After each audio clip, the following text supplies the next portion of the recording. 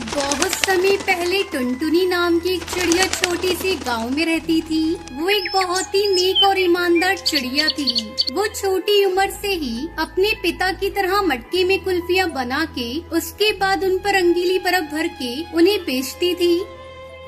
कुल्फी ले लो कुल्फी, मलाई पिस्ता कुल्फी, बादाम वाली कुल्फी ले लो भाई ले लो, घर पे बनाई ताजा कुल्फी सिर्फ 5 रुपए में, आपकी मनपसंद कुल्फी ले लो।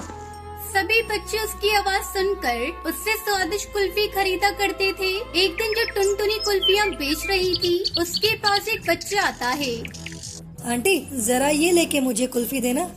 तुम सोने के चैन के बदले में कुल्फी मांग रहे हो, किसकी है ये चेन मेरी माँ की है। उन्होंने मुझे कुल्फी खरीदने के लिए पैसे नहीं दिए, इसलिए मैं उनको बताए बिना ये चेन लेकर आया हूँ। ये लेके मुझे कुल्फी दे दो।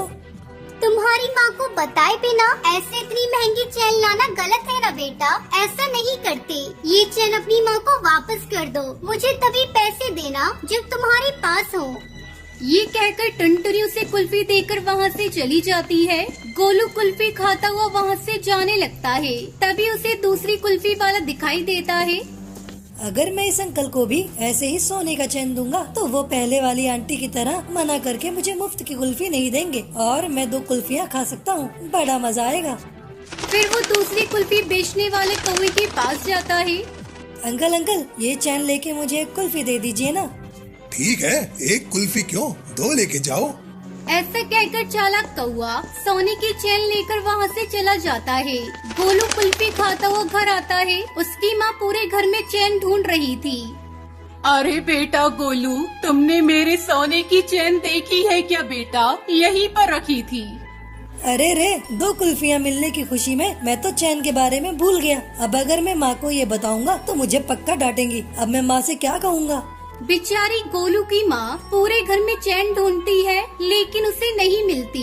वो बहुत उदास हो जाती है। ये देखकर गोलू अपनी माँ से कहता है, माँ आपने कुल्फी खरीदने के लिए पैसे नहीं दिए थे तो मैंने आपकी सोने की चैन लेके कुल्फी वाले को देकर उससे कुल्फी ले ली।